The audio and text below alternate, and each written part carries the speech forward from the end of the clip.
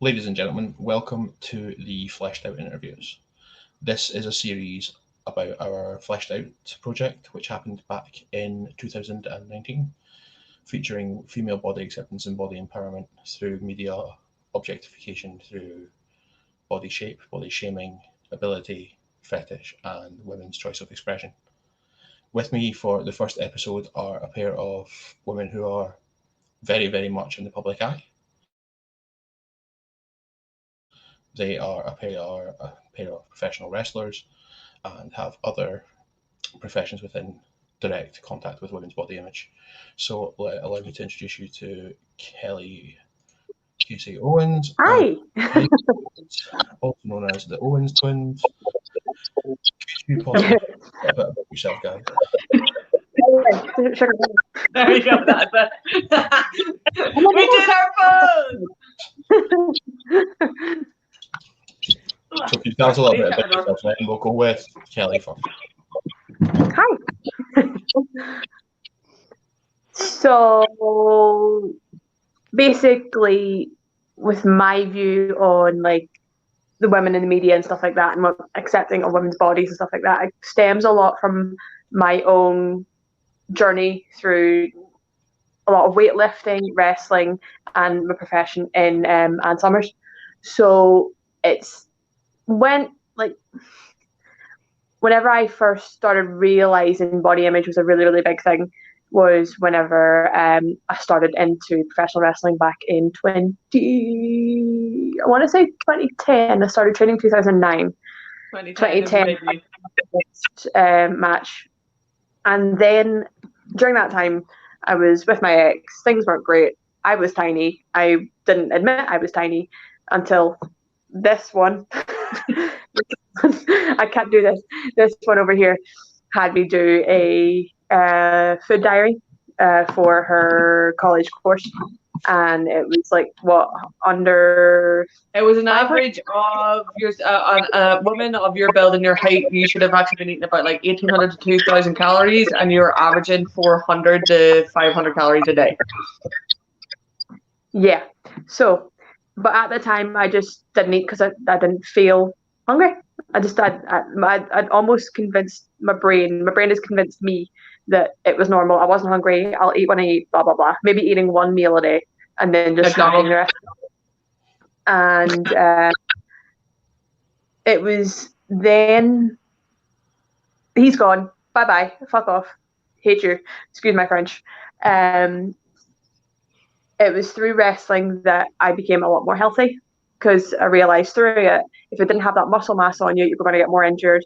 And never mind, nobody wants to see a stick thin, tiny thing because you sit and look going, they're going to hurt themselves. Because I do it today when I see girls who are of a certain size, and it's not that I'm ashamed of them. I was there, so I know what it's like, and I just want them to be healthy. And it was through training with Alan Cunningham that he started these training regimes for us. And he says, look, you don't have to all do it. Whoever wants to do it, send me a message. I'll send you a training package and a diary, a food diary to do. And he basically went, right, this is what you're eating daily, blah, blah, blah. One cheat meal a week, blah, blah, blah.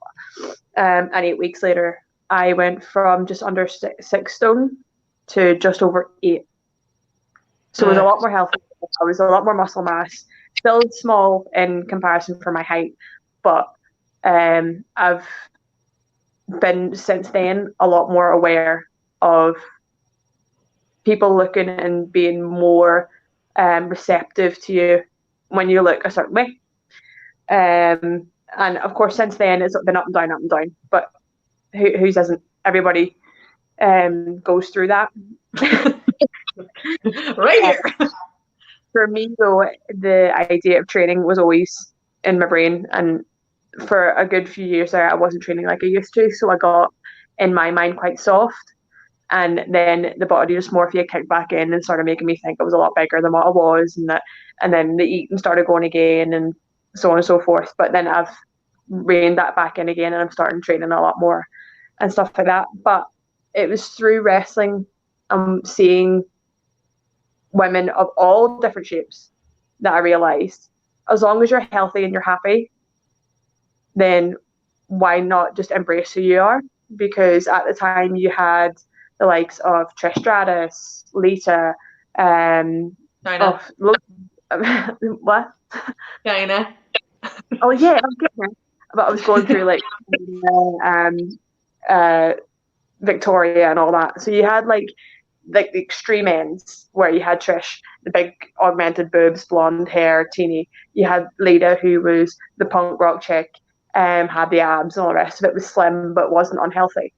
And then you had China, who was the total opposite end of that scale, who was a professional bodybuilder, used supplements and that sort of thing to get that size, but she was happy at that size.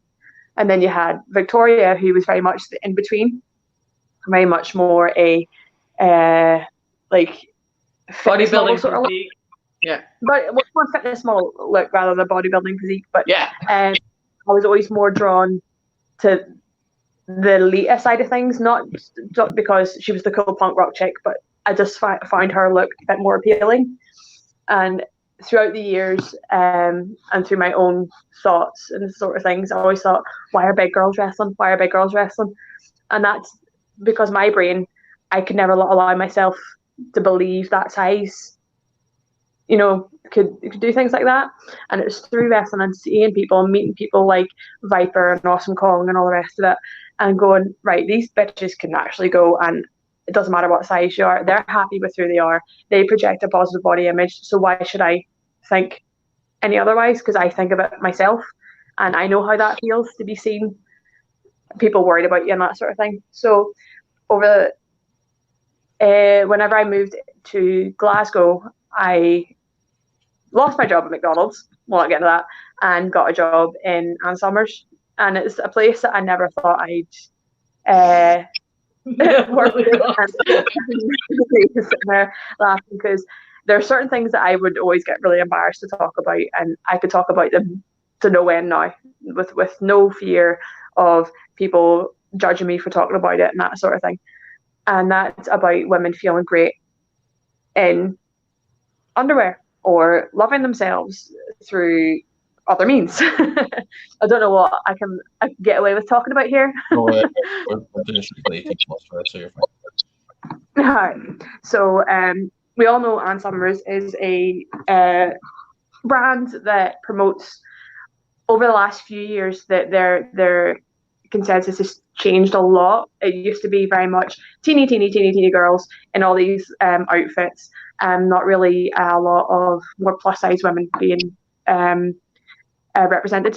So over the last years, and I'm actually loving being a part of the brand, because it promotes so much self-love and acceptance. And over the last 6 months to maybe 8 months to a year, maybe, a lot of their promotion has been inclusive of girls who are a lot more hippie or bigger busted or just bigger overall. And I think with that inclusivity, it's becoming more and more mainstream to see a lot more heavy women back promoting stuff, because it was a few years ago that they held a competition for the next plus size model for Ann Summers, and I can't remember the girl's name who won it, but she was only on a campaign and then was gone, not to be seen again. But our current campaigns there, it's plastered all over all our windows, all of our point of sale is a lot more heavier women, and a lot more women of all different shapes, like girls with A cups but big bums, or big chest and a very, very slim figure and that sort of thing, or a girl who's a size 24 and is loving it.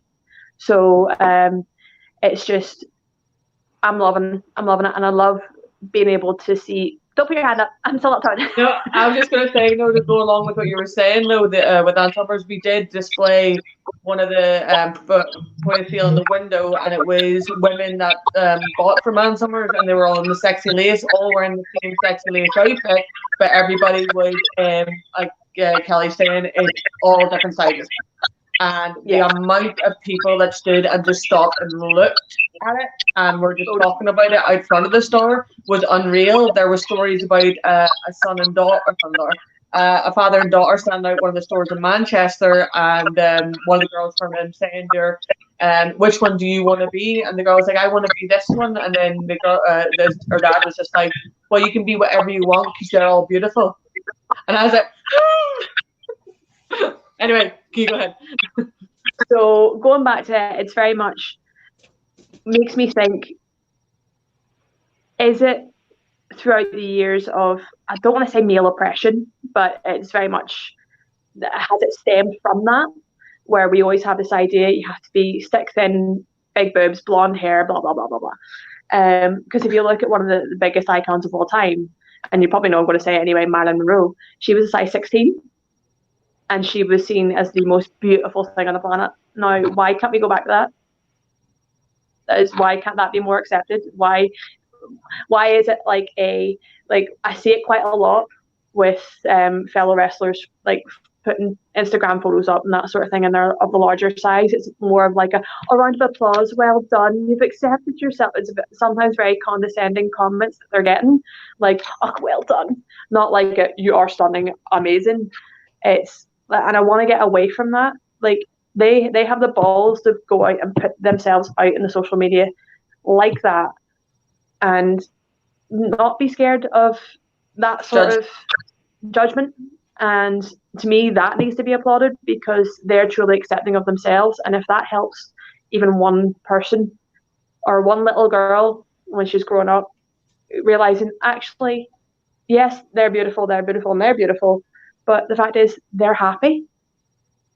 At the end of the day, happiness is the main thing. And if you're not happy with yourself, then look inside yourself and find what makes you happy, and maybe that helps.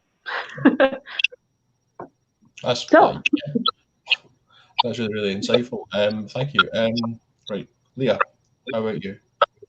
I am good. But yes, no, was one thing I have to say is I'm quite humbled to be actually asked to be on any of these kind of things, because obviously you've already got one half of me that can speak about the rest of the side and her experiences and stuff, whereas for my whereas for me with like body image, I was, I was the one that was before we started this broadcast, like Kelly was saying, I was always the extroverted. I was always like, I'm going to go out and do this. I'm a massive fan of the girls next door. I'm a massive fan of Playboy. I'm a massive fan of this, that, and the other. And I wanted to do everything, and how I presented myself, whether I was presenting myself as cyber goth and having the big dreads in and a massive PVC boots and leather, or then going out on a Saturday night or a Thursday night to Status and Bangor and dressing like, as you used to call Ned, but dressing all nice dress, mini dresses, massive high heels, boobs out, bum out, everything.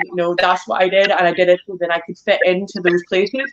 And I think that's why, for me, image was everything to me. And it was, if you weren't looking a certain way, then you need to go sort yourself out.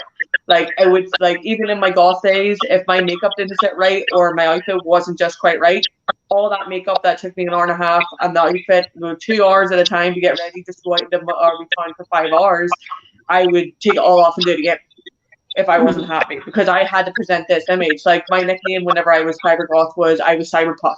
So everybody knew me as cyber puff. So I had the big dreads that I made myself, and how I presented myself was, I'm like, everyone stood behind me because I was like their image that they wanted to be behind. I was the one that protected them. And it was because of how I felt in my own body at that time. I was like, I look amazing, I look class, I look, I'm intimidating the people, but I'm like motivating people behind me to be themselves. So you were very much a extrovert in that way, that you almost craved that attention. Whenever you went, yeah, you welcomed it. You were like, yeah, bring it on. Anytime they shouted at me and the Ned shouted at me, I was like, what's the problem? I don't have a problem with you. I might not look normal to you, but you're not normal to me, but I'm not making a big deal. There were so many times Kelly was telling me to shut the fuck up because you're scared we're going to get into trouble. Like, oh no, we're going to get into a fight. Oh god. But I've always been at the minute, where I am right now, I'm not happy with my body, but I'm getting used to it because I'm happy, I'm healthy, I'm married, I'm much healthier, but I'm just getting used to a body shape that I've never been used to before. So I'm not saying that I'm comfortable yet. I'm still getting used to it. I'm getting used to the shape, my body shape. But me and Lee have always had a very similar body shape. I was at the extreme where I was a lot tinier, but we were always very, very slim. We were known as the surfboards. Surfboards with booties. Had no shape until very, very, very later on in our maturing life. So we were always very, very skinny. But to overcome that, we were always very, very loud. You'd always know when we were coming because you'd always hear us before you'd see us. Sort of thing. But yeah. Go ahead. But yeah, so with all that, with obviously like empower women, exactly what Casey said, you know, everybody in the wrestling team that I've met, from Keely Ray, Carmel, Viper, all the way to like Santana Garrett, Chelsea Green, Tegan Knox, like everybody that I've met in the industry, everybody is a completely different shape to each other, and everybody in the wrestling team holds each other up so much and, you know, supports you.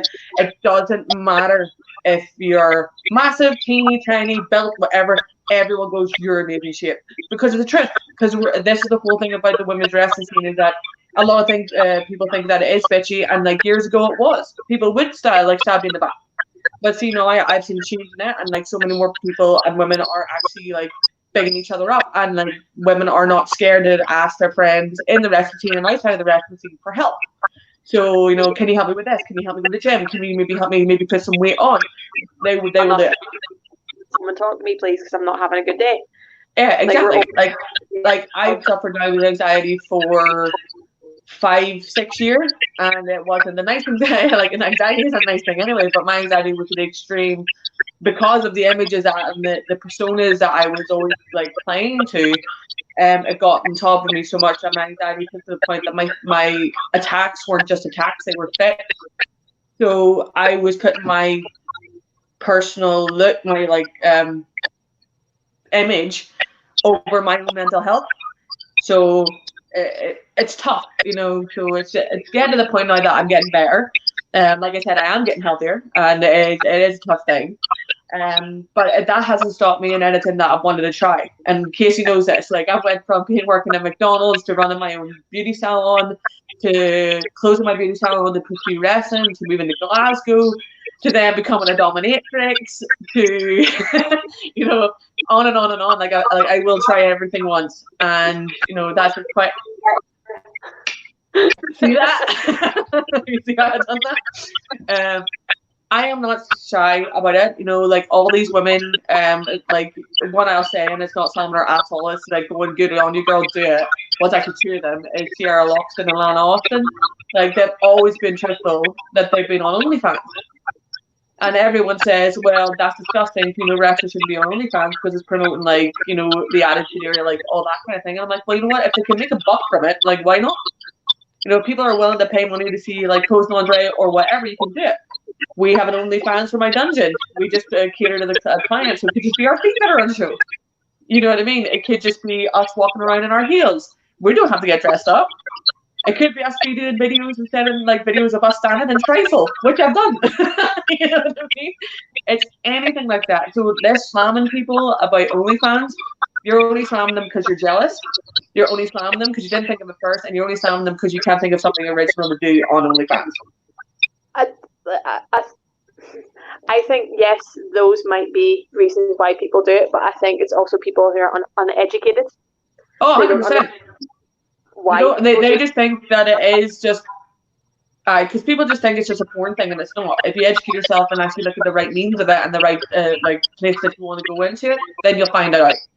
It's like, you know, obviously, like I said, with the OnlyFans, with my dungeon that I work in, obviously that's on that section. But you need to like go and search for that section of OnlyFans to find us.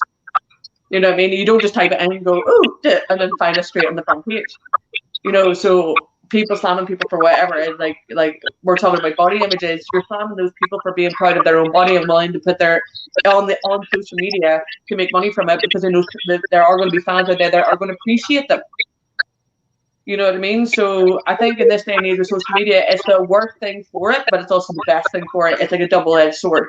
If you can use social media in the right way, in the right sense, you can actually make such a killing and make people more aware that body image for females and oppression and stuff like that is now starting to disappear, because women are more proud of themselves and actually are more strong.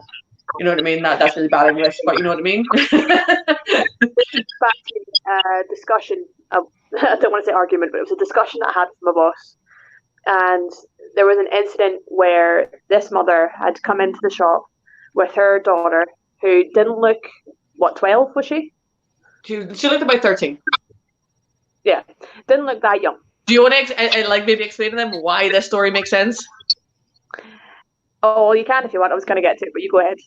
No, I'm just going to say the reason that she's saying the story is because it works into the fact that I also work in Aaron Summers too, obviously. And the reason that I was hired, and Kelly had always been going on for about 3 years to get me hired, was because obviously with my experience as dominatrix, they were looking for a full-time sex toy specialist. So that's cool. I got hired, but they said with Domini being the sex toy specialist, we're also going to give you the bondage section to try and push as well, because it'd be great to have a dominatrix that can actually educate customers on safety, on obviously BDSM safety, how to throw floggers correctly, paddles, using extreme toys, and then light toys. A good introductory to extreme domination. Anyway, so it was a busy Saturday. Our boss Jill, she was off for a week, and we were having a fantastic day, really freaking good day. And as soon as I see anybody, anybody comes into my section, I have to obviously go up and greet them. If they need a hand, give me a shout. If anybody looks too young, I ask for their ID, because it is an over 18 section, so I need to make sure that there isn't anybody there that isn't over 18. So I went over, and this young girl had grabbed one of the floggers, a really nice one, and was like going, "Oh, Bob, look at this," flogging it. And I said, "Oh, do you want to see how that's actually worked?" Because for me looking at her, she looked like she was over 18, but at the end we find out that she was actually 13, right? But I'm standing, so I'm like showing them how to do it. So the mum just shut up and went, "Hey, actually that'd be cool, show us how to use it." And then I'm like, "Okay." And then she goes, "Can I ask, how do you know that?" And I'm like, "Oh, well, just, I'm the sex toy specialist that's in the store today, and I run the section on a daily basis, and I'm also dominatrix, so I'm here to help promote safety in sex." And she was like, "All right, okay." And I was like, "So if you do need a hand with anything else, give me a shout," and then that's it. Grand. 3 days later, we got a thing called a service report, so as customers can go to the bottom of their receipt and it gives us a review of their visit. And it basically, she just went on a rant saying that it was absolutely disgusting that a sex worker had approached her and her 13-year-old daughter, and approached her and her 13-year-old daughter and promoted sex and abuse in front of her. And I'm like, not at any point during that conversation did the mother turn around and go, "Look, I'm sorry, but my daughter's only 13. Do you mind not talking about that?" Because if she had it done, I would have just went, "Sorry, well, can you actually maybe move her out of this section, because this is the sex toy and bondage section." But she was happy enough for like 2-3 minutes to stand there with her daughter and let me explain it. I was having a discussion with my boss about it, because we have no assistant manager. I'm the next one in line to my boss, and we were discussing it. And Jill was like, "Well, they want Lee reprimanded for it." And I was like, "Why?" Because you've got an uneducated mother coming in with this idea that every dominatrix is a sex worker, which is completely false. Then the only reason nothing ever came of it was because if you go onto the Ann Summers website, which we do promote a lot of BDSM, a great body image, and also BDSM, we are working with Madam Storm, who is a dominatrix. So that daughter could, if she was curious enough, go on the website and read everything about BDSM. So why is it any different at our level, at the store level, face-to-face level? Why does that make any difference? At any point in time, that mother could have said, "No, thank you." But that mother has chosen to come into that store, a place where it promotes self-love through loving yourself, or body image through underwear or dressing up and things like that. Which, to me, with that experience, that's going to bring a lot of questions to that girl's mind, which I'm sure she asked her mum a lot of questions, but her mother being uneducated on this side of things is going to make it seem dirty, dark, and dingy. Yeah. But in reality, that daughter should come back and speak to us whenever she's older and get the full story. Because I've had a lot of women come in at the age of maybe 60, 70, having this idea of what this company is and what it is, purely because their mind goes straight to the dirty section, or what they deem as a dirty section. When really, after about half an hour, 45 minutes of me, they'll leave with bags full of stuff, because they've not realised that we promote such a great use of body image through everyday wear and everything else, and it is all inclusive, and that's what I love about the brand, because we are so inclusive, and it doesn't matter if you're transgender, post-op, pre-op, whatever.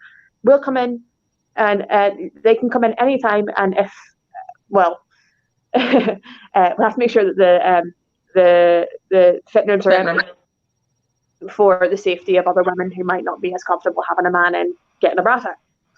But we are so inclusive in that, and I think through that it's helped, like, for body image and fleshing out and that sort of thing. It's becoming more of a reality to a lot of people that the body does come in so many shapes and sizes, and we should just embrace it, full stop. Because 100%, like you were saying about obviously the transgender bra fit. I know we're talking about women empowerment and stuff, but these transgender women that come in, like they believe that they're women, so they just have a different body shape. You know what I mean? So we have to cater to that, and we have to help them get their desired body shape from the lingerie that we show them. I'm the only one in our store that is allowed to do transgender bra fits because of my experience of working with sissies and trannies in the dungeon. And Jill, our boss, only want me to do it. So it's kind of sad that if there's days that I'm off and there might be transgender people coming in wanting to get a bra fit, and then they can't get it and they have to wait until I come in. I get that. But I think that then stops a wee bit of inclusivity. Yeah. Well, I mean in the sense of like the other staff, not like in the sense of managers. Yeah. You know Some of the other girls find a bit, and then we've got other women, like one of our recent hires, Gillian, who is from that scene as well. And come in that are transgender, and that's why I love our store in particular, because I've had a lot of transgender women come into our store who've been visiting other stores and have felt ashamed because of who they are. And to me, that's just not right, because no one should ever feel ashamed. And whether that be transgender, post-op, pre-op, or gender neutral, or fluidity, or whatever sissy, it is, or client, you know. For me, everybody should just be happy within themselves. I know it's very, very hard because we're all very, very self-critical of ourselves. I know I am very much of the time, but for me, if I'm able to help somebody and they leave happy, that makes me happy. Yeah. Because it ties quite nicely into wrestling as well, because people will see me throughout the years. My body shape's changed, my looks changed, my hair's changed, all the rest of it, and that is me discovering myself through the media of wrestling. And like, for instance, the shaved head. For years, well, not really shaved at the minute, it's so long. But this would never have happened out with. And it was because Casey is the person that I want to be all the time, because she's so confident. And it has worked over the last 10 or so years to give me that confidence through wrestling, to accept me for me, love me for me. And I hope that promoting, even though I'm a heel most places, people hate me or are scared of me. That's great. It is confusing, isn't it? That as long as I invoke some sort of reaction from people and they're accepting of me for that, then I've done my job. Yeah. Because it's like with everything like we're going through, obviously, because this is an empowering sort of discussion that we're having anyway. It's like obviously with the dominatrix side, you know, it is a lot about, you know, promoting yourself as a strong, confident dominatrix. You know, you have to be confident in dealing with your clients, and I've always been that. I've always been confident. You put me in a situation, you give me a task to do, I do it, and it's with the full-blown confidence that I need to do it. And that's because I believe in myself wholeheartedly. At that point of doing my job, that's me doing my job. You know what I mean? And I can do it. Like, I can do it with my eyes like covered up, like blindfolded. You know what I mean? But it's just what I want to get across to people is everyone has something. Everyone is different. And for me, like, I'm still going through stuff. Like I said earlier on, like my body's changed so much, but it's not that it's making me unhappy in my life, because what happened June last year, and me getting married was the best thing that ever happened. And it's me now realizing that, you know, with that and then doing the rest, and my self-worth got better for it, because like the one thing because let's put it this way: crash fucking course. Sorry, excuse me, crash course. First week in Glasgow, he was basically, and I'm never ashamed to say this because me and Kelly always said it to the girls anyway in America. It was don't do a Lee. And the reason that we say don't do a Lee is like I was the only female, really, that spoke out and was like, I have been shagging. I've been shagging about. Whatever. What's the problem? You know what I mean? And that was because I was just like, I just feel like I want to do this. I feel sexy. I feel hot. I'm going to do whatever I want. And people took a lot of offense to that. And then I got a lot of like slack for that because I was like the ring rat of a certain company. And I always went, well, hang on, no, I'm not. Because see, if you gave me 2 balls and a cock between my legs, you'd be like high-fiving me right now. So what's the difference?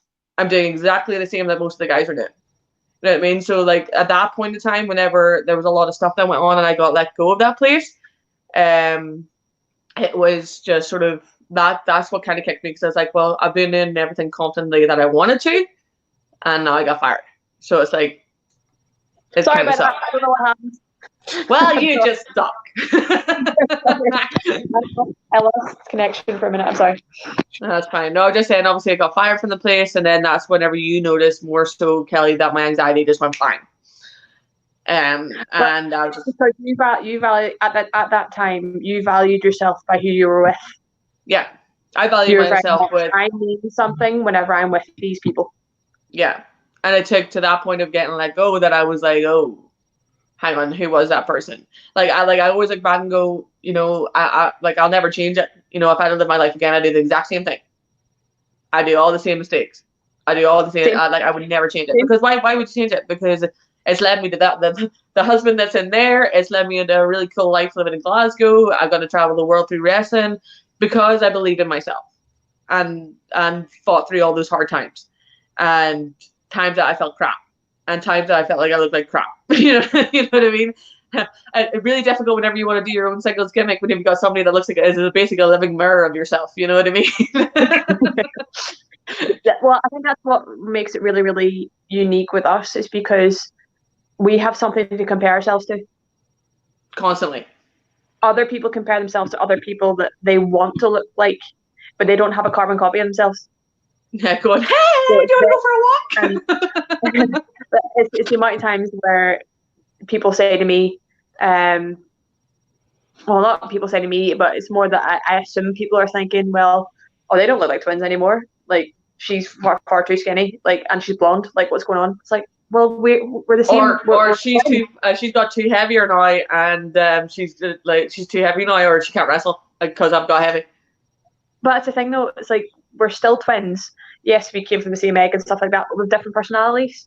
And it's the way that you perceive somebody through their personality, not their looks, is how you can tell the difference. Like, I could dye my hair black tomorrow, stick on a wig and do this my hair the exact same way as Lee's, and you'll have no idea who's who. That was going to be the next point. Is like with the media and looking so similar to each other, how do you think photography, especially through the modern media, is impacting women's perceptions of their own body? Oh, it's the worst thing in the world. So I find like it's done wrong in the sense of like selfies and stuff. That's what I mean in the sense of those like photo stuff. Because who's the worst for it? Who's the biggest name in the world for selfies? Kim Kardashian. What's the thing that she was the biggest for? Photoshopping her photos.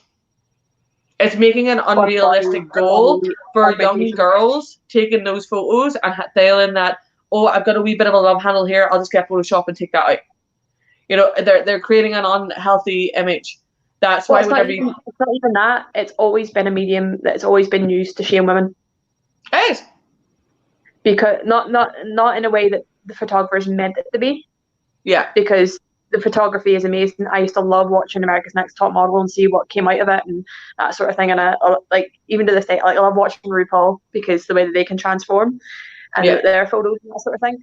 But women's magazines, like, what do they focus on? Looks, body image, and diet, and how to get a man. Yeah. Like, why do those things matter? At the end of the day, you're happy. For me, and it's always come back to this for me. At the end of the day, as long as you're happy doing what you love and what makes you happy, then who cares? Continue on that path. Like, who fucking cares? I'm going to get very, very real with you. I've got a point, but hurry up. I went through a very, very, very, very bad time with my ex. It caused this body dysmorphia. He made me feel like crap, made me feel like nothing. I felt like I needed to look a certain way to try and make him happy. His happiness always came before mine. And at the end of the day, my confidence suffered a hell of a lot. Like, I didn't know who to turn to. I had no friends. My friends were his friends and that sort of thing. And it wasn't until I found wrestling and met people who surprisingly went through something similar to me that I could relate to. And people who are there going, oh, you look amazing, you look great, blah, blah, blah. That I realised, oh, right, okay. Maybe there isn't something wrong with me. Maybe there's something right with me. That sort of thing.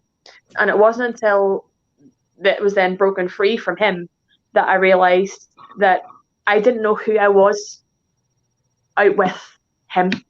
And it took a long time for me to realise who is Kelly, who is Casey. And I'm still learning it to this day. And if it wasn't for Bozo, who's in his room, I wouldn't have found it.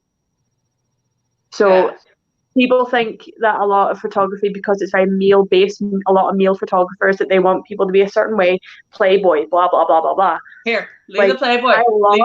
Leave your Hefner. He is my boy. I posted a thing recently on my Patreon regarding Hugh Hefner, and it caused a lot of response on my Instagram, and it caused a lot of response on my Patreon about how I loved that man. He was a huge, he started off. let me put this in context. Leah was invited to the Playboy Mansion. Dad said no. We were 16 at the time. You can understand why. I could have still been there.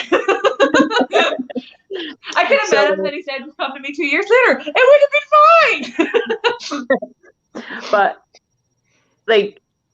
it was a very male orientated magazine, and it was for many years.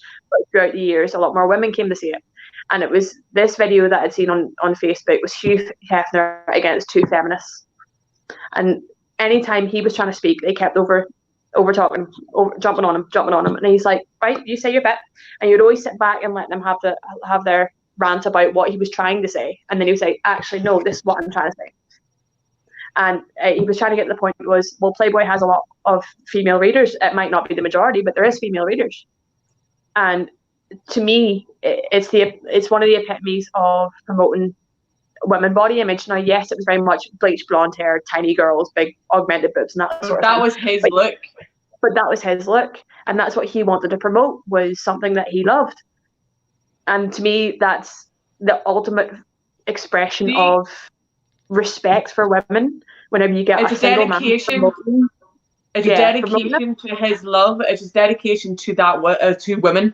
It's dedication to the point that he's going to make a multi-million dollar company to promote how sexy women can be. But that's the thing, people take it as, he made money off them. Well, I'm sorry, if they didn't want to be in the magazine, if they didn't want to be in the magazine and promote themselves in that way, then they didn't have to be. They chose to be in that magazine. And to me, that was very empowering for them to go in that magazine, because it was like, here I am in all my glory, naked as the day I was born. Take it or leave it. If you jack off, that's a bonus. The thing with Playboy, and it's always seen this way, especially within the echelons of photography where I work and I trot around, shall we say, is that Playboy was the higher standard. It wasn't pornography for sheer masculine pleasure. It was it was tasteful. It was my idols. Helmut Newton was featured in Playboy quite a lot. Mm-hmm. Fantastic, and it's so tasteful, and there are so many examples of it around now that unfortunately what followed off of Playboy has become this almost seedy male focused. Do you know, there was one thing that I seen, it's years and years and years ago, but it always sticks in my mind and it works perfect for this. It was one photo while Casey drops her phone. It was this Just one get photo the- released in Hollywood, and the photographer that took it didn't want to post it. And it was of Amy Schumer in the nude on a stool in black and grey, just sitting having a drink of coffee. And it's such an empowering image because she was sitting doing the whole photo shoot for ages, the right pose, moving the way the photographer wanted her to. And she just went to get a cup of coffee and turned and looked at the camera and went to take this shot. And the photographer's like, right, okay, she took a shot. And then it's the most beautiful shots I've ever seen of a natural A-list celebrity at the time, A-list celebrity ever taken along with the likes of Marilyn Monroe, like those ones of her in the bed and stuff.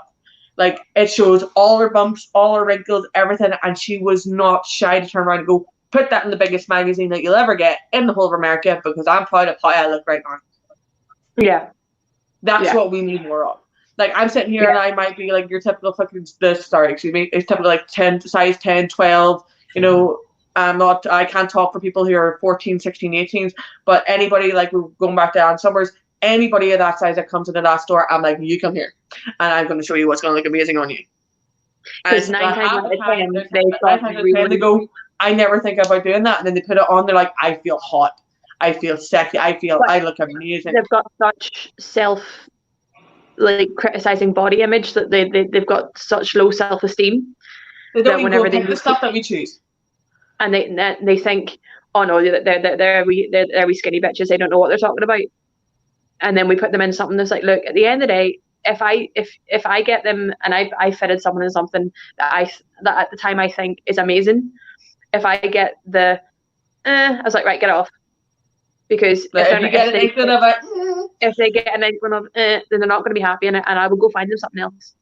And I will not let them leave until I find them something that'll make them go, wow, I feel great. It's like our saying that we say to everybody, isn't it? Kelly, it's the saying that we, like, you help me say as well to customers. It's, you know what, I will happily spend 5, 10, 15, 20 minutes to 2 hours with you to make sure that you realize how beautiful you are and that you are worthy to wear our underwear. Yeah. And they're like, don't do that. And we're like, no, we'll get it. We will find something. And literally 9 times out of 10 we will. Put it this way, we as every other shop has, you've got your hourly targets and you've got your daily targets. I couldn't give a fuck about hourly targets as long as people are leaving happy. Say we get paid in the happiness of the customers. Yeah. Like, I'd rather women leave empowered and happy than money in my till. Even if 100%. I've got women who've just tried stuff on and are not quite as confident as they want to be yet, and they'll say, right, I'll come back later. Then I'll go, we'll always be here, so come and see us anytime.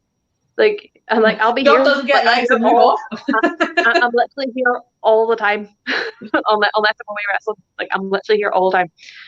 Like, I will remember their faces. Like, I had this woman come in and her baby was screaming the house down, and she's all embarrassed about it. And like, it was brand new baby. She's just trying to get used to her new body and all the rest of it. But the baby's screaming the house down, and she's saying, and I was like, "What is wrong with you?" And I started talking to the baby, and the mum's like, I mean, I'll leave if you want me to. And I was like, why would I ask you to leave because the baby's crying? Like, but he says, oh, just every other shop I've been into and he's been crying, they've all just given me this look. And I was like, well, they shouldn't be. Like, we were all children at one point, causing that havoc for our parents. Like, have a bit of compassion. And that, at the end of the day, it's something that, Sandy, as you know, I'm very much, as long as I can help somebody be happy or understand that they're worth, then that makes me happy. I couldn't, like, at the end of the day, I'm happy for doing that. It makes me content, makes me feel better about myself. And I don't go out to do that to make myself feel better. But if at the end of the day, it results in somebody being happy, then spread it, pay it forward. But that's the whole thing about the this conversation. It's about, obviously, women empowering women. You know what I mean? This the whole thing is making them realize, you know, if you want to go buy that skimpy bikini and you're size 16, freaking do it, love. You do it. If people are staring at you, it's because they're going, damn, I wish I had your confidence to wear that. They're not saying that that's what you're thinking. You know what I mean? Or if you're a size 6 and you want to, like, wear, like, whatever you want to wear it. It doesn't matter. If you want to be a size 6 and wear baggy clothes, wear baggy clothes. Because you don't have to show off your bra. Look, Billie Eilish. Yeah. But to me, it's not just about women empowering women. It's women empowering men to empower women. Well, no, I get that. Yeah. Well, that's what I mean, It's very much so. It's not that we need to change how men think. It's more educating them the fact that yes, we are of this species. Where it just happens that you have different things from me, and in certain different ways, we are good for certain things. Yes, women are meant to carry babies and raise children, that sort of thing, but there's nothing in the planet that says that they have to. Because if you look at seahorses, it's a the man. males carry the babies. The males take care of the babies. Like, it's not like, and like you see it throughout all different species on the planet, that it's all very much equality. Everybody's got their role to play, and it's more the fact that I think humanity has this idea that women are inferior because we are the weaker sex, and in fact we have our strengths in our own ways, and men have their strengths in their own ways, the same ways that we've got our weaknesses and they've got their weaknesses, so it makes us equal at the end of the day. 100%. That and was for me, like, the next question as well was, in your lines of work, from the Ann Summers storefronts to wrestling to the dominatrix work, just thanking. could, and what do you think we could do to make women's expression less taboo and more understandable for a larger male audience who don't see that women's get rid of expression Cornette. is as important as men's? Oh yeah, get rid of Cornette. Look, I'm not saying like get rid of him, but please, someone filter. Like, it's kind of hard because I'm always very much like, let people say what they want to say, be what they want to be, and do what they want to do. But they have to understand that their actions have consequences, and whether that means mentally it'll affect somebody to the fact that something bad might happen to that person as a result of that. They need to be educated in the fact that certain things that they say can result in negative outcomes. And it annoyed me at the fact that somebody who is very well respected, was very well respected in the wrestling community, such as Jim Cornette, feels like his platform he can use, like, he's untouchable. And over the last couple of weeks, it's proven that he's not untouchable, and he needs to rein it in or rethink his future plans, because he is a controversial figure, and we're always going to have controversial figures. But it's very much a lot of the women stuff that he's saying recently about Becky Lynch getting pregnant. How dare she get pregnant whenever she's the main commodity in WWE? It's like, I'm sorry, but WWE is a conglomerate that can build anybody to be their next big star. Like, it just so happened that Becky did that on her own. Becky was the one that came up with the man gimmick. Yeah, and it's up to, he has no right to say, nobody has no right to say, because he even said they should put it into the women's contracts about having babies, that like they're not allowed to have babies until XYZ. Like, so we went back. I love the 80s, but have we just went back to the 80s when that used to be involved in secretaries' contracts? Yeah, but that's the thing. That's what Jim Cornette said, that it should be put into the women's contracts at WWE. Maybe not even just WWE. He's insinuating AEW, TNA, and all the rest of it, that all women's wrestling, freaking Japan and everything, they shouldn't have babies until it is right for the company. And I'm like, I'm sorry, if a woman like Becky was so happy at having, she's always wanted kids, and she knew from the moment that she was with Seth that was the person she wanted to have kids with. And now she's going to have a quarantine baby, or a boredom baby, or whatever you want to call it. Well, a lockdown baby and all the rest of it. But it's, at the end of the day, again, happiness. Look how happy she is. Look how happy that they're going to be. And this speaks into the stuff that he's saying, like, more not about looks, not about babies, but it's about Dana Brooks' look and how they've changed. I was like, well, if a woman wants to stick Botox in her face, it's there. Why not? Hello, Charlotte Flair. Like, every pay-per-view, I swear, Charlotte Flair's boobs are getting bigger. No, you know what it is? It's just a better bra, but it's her mouth and her nose. Again, no slamming her, but like if you look at her in NXT to now, it's a completely different person. But then again, it's what she wants to do. She's at the level she's at, that she can do whatever she wants and she still performs, and that's what it's about. I know we're talking about the look here, but it's just Aye. It doesn't take away from the performance, but at the end of the day, and I'll probably end up being on a t-shirt. As long as you're happy, I'm happy. Yeah. Like at the end of the day, as long as what you're doing isn't affecting anybody else, hurting anybody else, and it's not making you feel worse, and it's making you feel good, why not? As long as it's not killing people. Sandy, what was the question really based on again? It was the way we change, and what can we do to change the perception that women's, like, say, fetish or their form of self-expression. Well, that works into a lot with, we had the thing like mid last year, it was the Ask the 700, and that was to deal with strippers in Seventh Heaven and Platinum Lace and all were at risk of losing their jobs because the government wanted to put legislation in to say that the stripper clubs and everything like that were going to get shut down. There's so many women in that industry that are absolutely amazing people and absolutely phenomenal, and they have kids and they are mums and they're doing whatever, but they are making a killing and they are actually working so hard every night, because guess what? That was another thing I tried once for one day. I'll just try that. But it was the amount of work they had to go into that. I think it's just the education that the Ask the 700, the hashtag as Ask 700 did, was phenomenal. And the reason for that was there was one girl that really pushed it and was really the speaker for them. And I know a lot of them that are in it. Like I know Teen Bash, and she was one of the strippers. Kirsty, absolutely awesome girl, so cool. But the other girl was Megara Fury. Now Megara Fury, Scroll through my work Instagram, you'll see how often Teeny Bash is. She's so cool. But she's on it constantly. But it's Megara Fury, and the reason I mentioned her is because she used to be a stripper. I say Megara. I thought it was Megara. I say Megara. That's how I pronounce it. It is probably Megara, but I say Megara Fury. But she used to be a stripper, then she turned to dom. And the amount of times that I have been contacted personally by the media, from the BBC to the newspapers to ITV, like all that, and STV, to my colleague Mistress Lilith as well, getting contacted and asked us to be on shows to talk about BDSM and the fetish scene and domination, that we went no, because I'm not, as you can see, I'm not afraid to talk about it, but I want to keep it to me, mostly in the sense of I don't feel the need to go on the social media, obviously on the nationwide media and talk about it.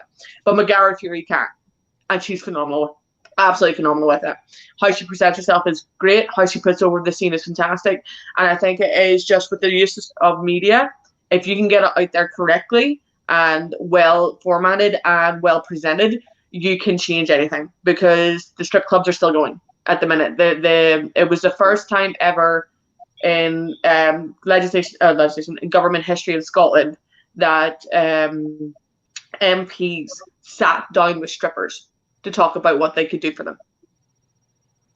Ever. And that was last year. And it was absolutely amazing. Like, they were able to get their points across about, if you shut this down, you're going to take a lot out of what's the word I'm trying to think of? The income. Revenue. Like, you're going to take the revenue. You're going to take a lot of revenue out of the city. You're going to take a lot of money out of those girls' pockets. If some of those girls used to have those jobs because they can't get an everyday job because they do have kids. And the best time that they can go is get a babysitter at night, so then they can go and work at night to then come home in the morning to look after the kids during the day. You know what I mean? Or they just want to work that way because it's not easy money, but they find it's something bigger. Or they just love it. And again, stripping is another way that women empower themselves, because you know what, they're like, I'm going to show my body off because you know what, I know guys are going to want to pay to see this. You know what I mean? And that's why whenever Ask 700 was happening, I was a part of it as a supporter. Because if that went through, then the domination scene and the BDSM scene and dominatrix scene in the whole of Glasgow would have been the next hit. Mm-hmm. So with them doing that, it's fought against people's misconceptions about what a stripper is, what a dominatrix is. Strippers are classed obviously in the sex worker group because obviously they are promoting sex with obviously their bodies. Dominatrixes are part of the sex work industry, but they are not considered sex workers because they do not have sex with their clients, which a lot of people think that they do. We don't strip for our clients, which, again, this is where it's completely different. There are so many different subcategories in sex work that that's where people are uneducated and do use the media correctly. At the end of the day, it's just education. It's just education. Education. So it's things like this that we're doing right now. is not being afraid to talk about it, and not being afraid. Like, see, if we had this education when we were in secondary school, rather than just like, here's this biology video that's like 35 years out of date, watch this. If they had pure, honest conversations with children, the next generation won't have this issue. Yeah, because like, what are they doing now anyway? They're doing like talks with the kids in primary school with drag queens. Yeah, to educate people about trans and drag queens. But it's not even that. You can't really go into a school and talk about domination. But you know what I mean? You could go into a secondary school and obviously educate that way, obviously, the last year. You know what I mean? But the thing that I was saying, obviously, with the sex work thing is, yes, I am like in the sex work industry, but if you were to find my website, I know Sandy has seen it.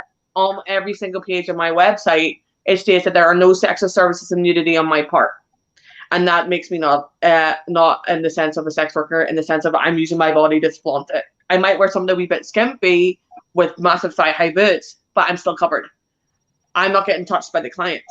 And whenever I do touch the client, whether it be spanking or tying ropes around the balls or whatever's going on, I have gloves on. I have a mask on. He's worried. You know what I mean? It's just, you know what I mean? It's just anything that is done correctly. It's done to the highest level of hygiene. It's done to the highest level of respect to the client, because it's the client that's paying for our service. So we need to make sure it's one of absolute safety, and safety is always paramount. That's why you always have your safe words, and you work to the client's abilities and wants what they want to go to. If they then do try and push a bit more, that's why we have a house dom that's in the building at the time. And then if we do have a trouble, we can kick them out. You know what I mean? So it's just education. Anything like this, like we're doing right now and talking, this is educating people. You know, people might disagree with what I'm saying right now about being a dominatrix. If you're a dominatrix and you disagree, then that's cool. It's just how I see it. But that's what I'm saying. Everybody has a different opinion, and everybody has a different way that they do things. My way is just, that's how I do it. You know what I mean? For me, at the end of the day, with fleshed out, it's allowed a lot of people to talk. Yeah. Fleshing out on every sort of aspect, be it the dom, be it this, be it that, be it body image, be it wrestling, be it bodybuilding, be it whatever. Like at the end of the day, it is just education. It is getting people to talk about it, but it's allowing people to have their opinions on things and accepting the fact that some people might not ever change their ideas. Yeah.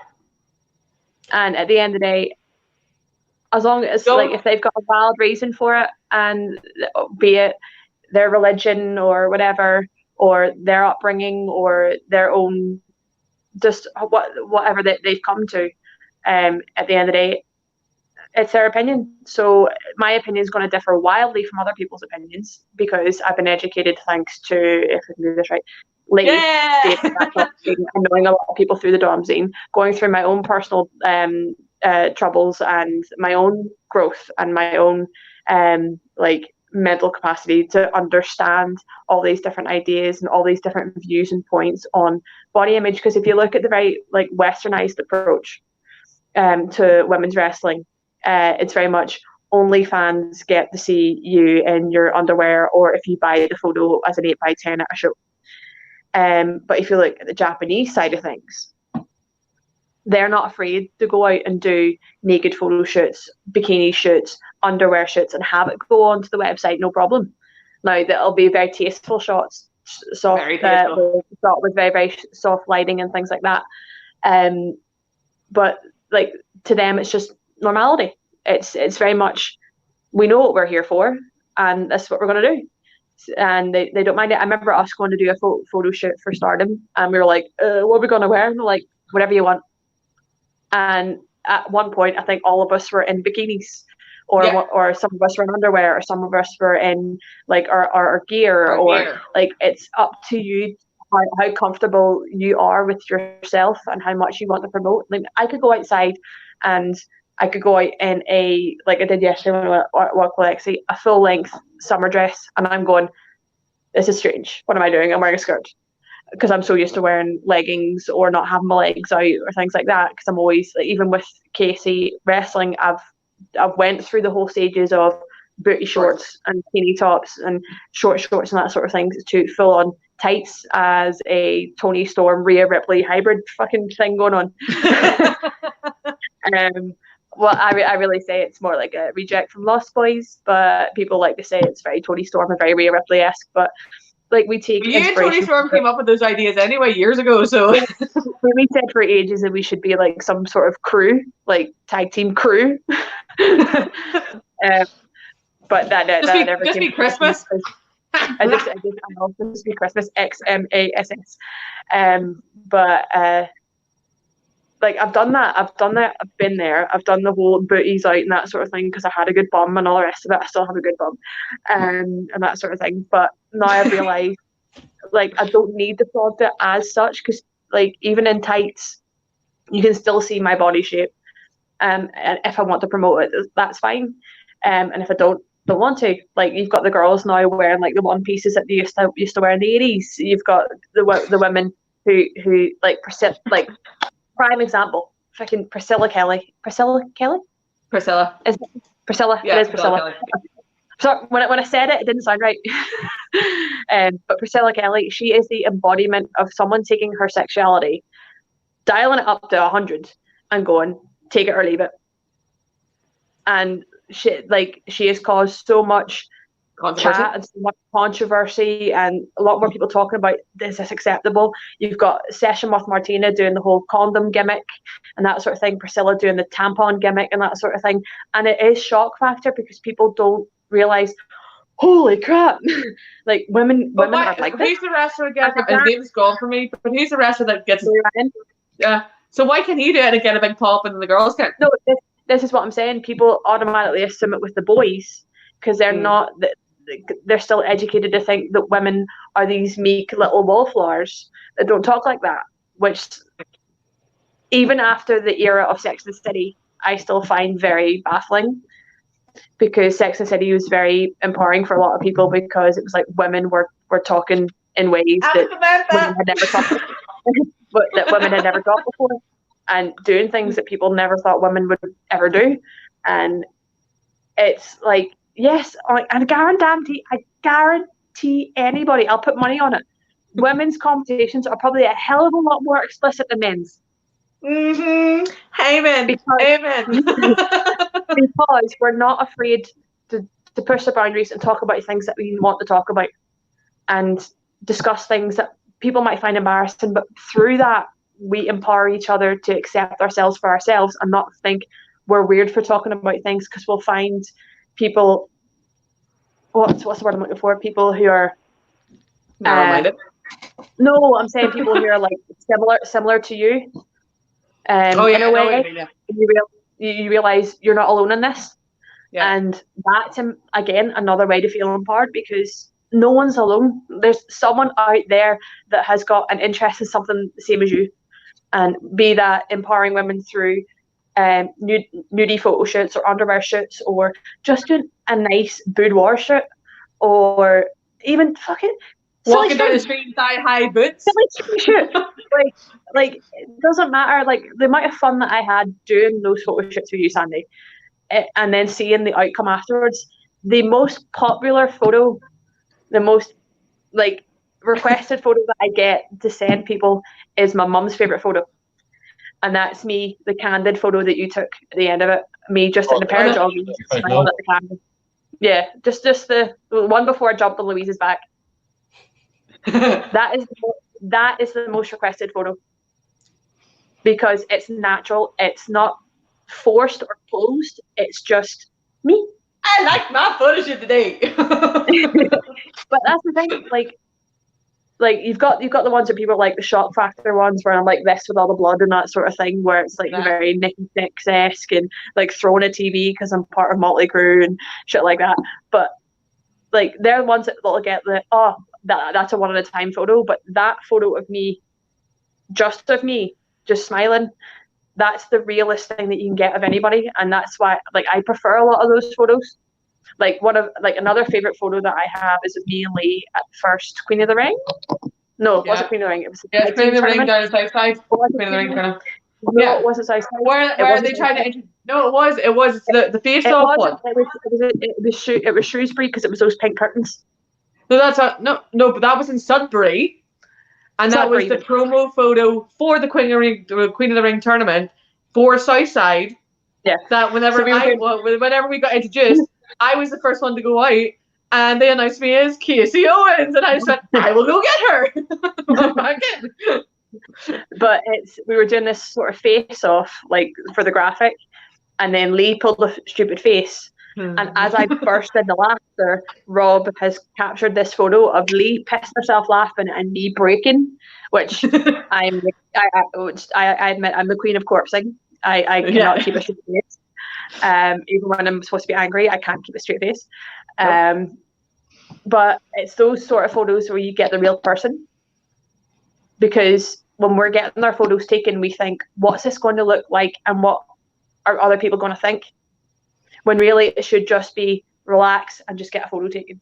Whereas I constantly, in any new pro photos, I'm constantly going, hang on a second, and I'm sucking this new belly in that I've got, and I'm like, no! But the point is, why do you feel the need to do that? Because you've seen everybody else's photo shoots where they're all standing at an angle, so it looks like they've got bigger shoulders, teeny waist, big bum. Yeah, but I tried that and I still look fat.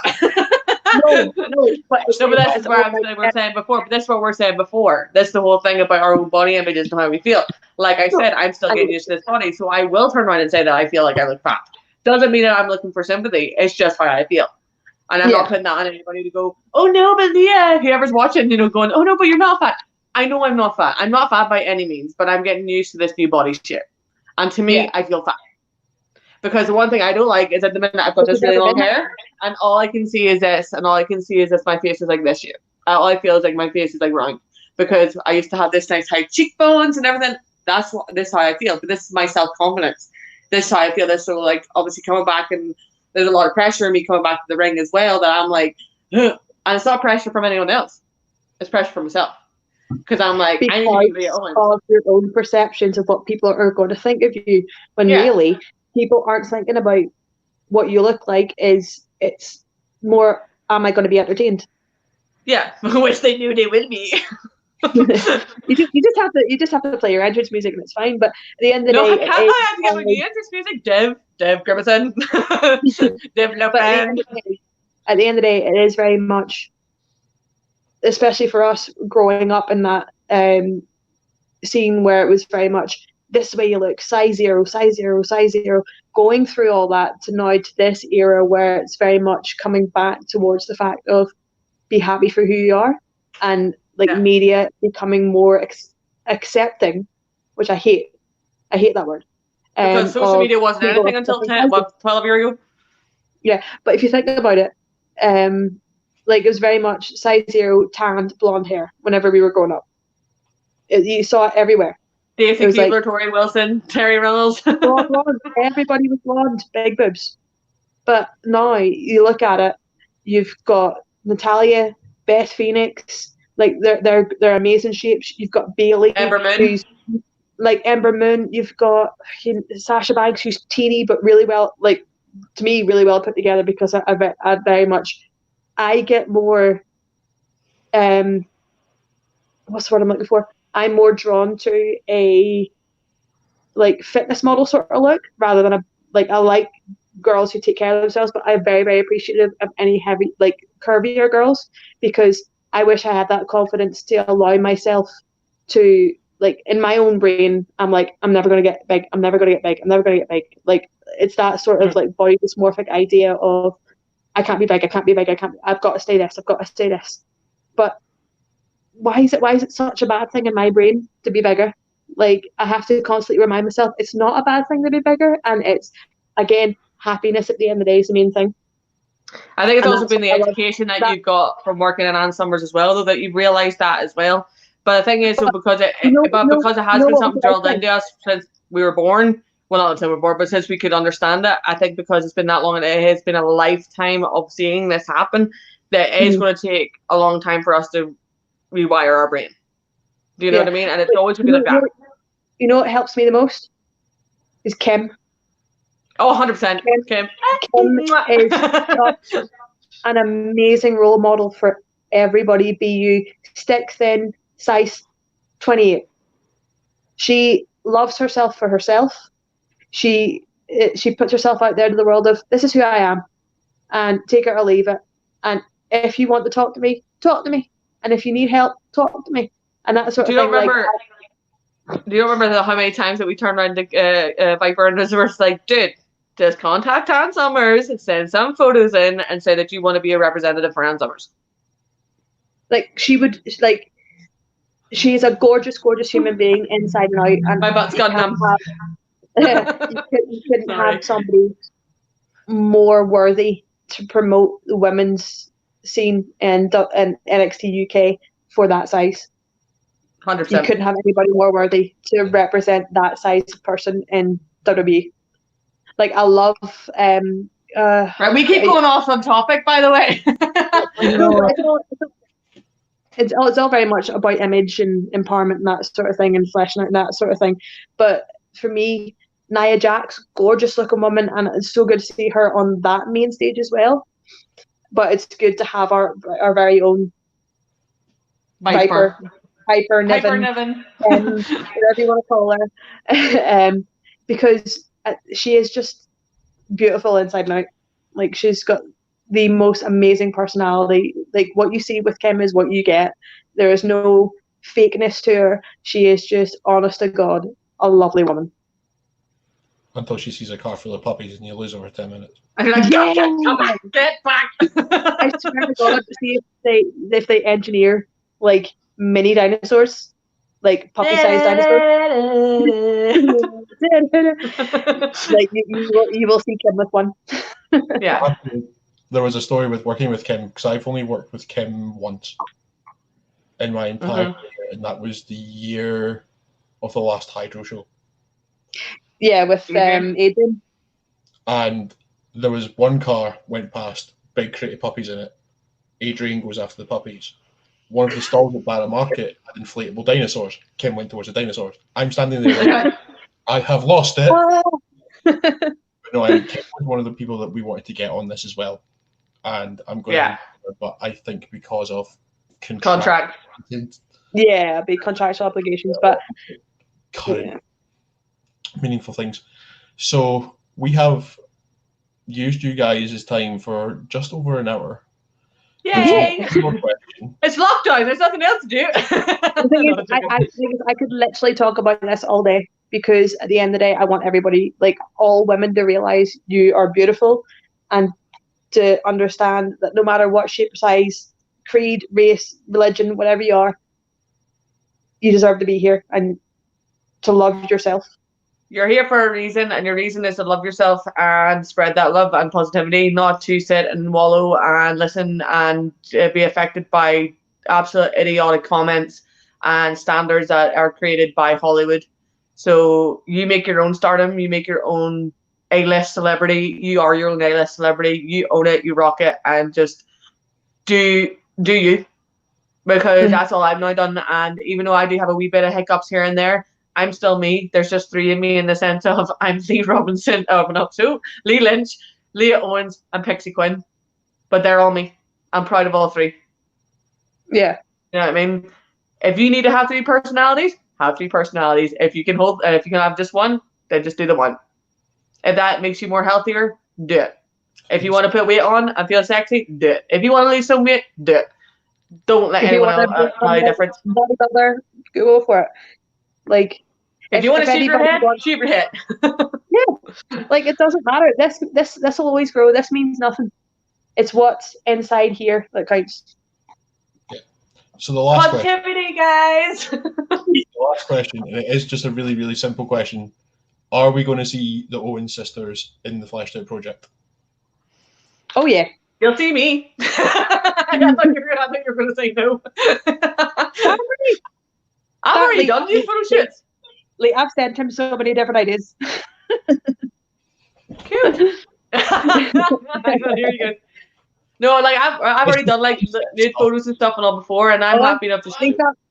Sorry. This is all concept idea. In like previous work research of mine. Yeah. Nice. For ideas that you've thrown at me. Yeah. Cool. Like 2 years of my I'll bring the latex. So yes.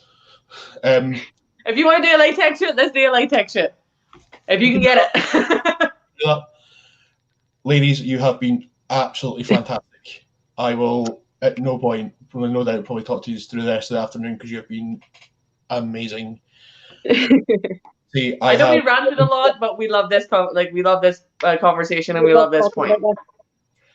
Casey, I'm going to upload an image from our shoot that we haven't shared yet later on. Yep. Go ahead. The one that I risked my neck for. Did. He did. He was so scared. I love him.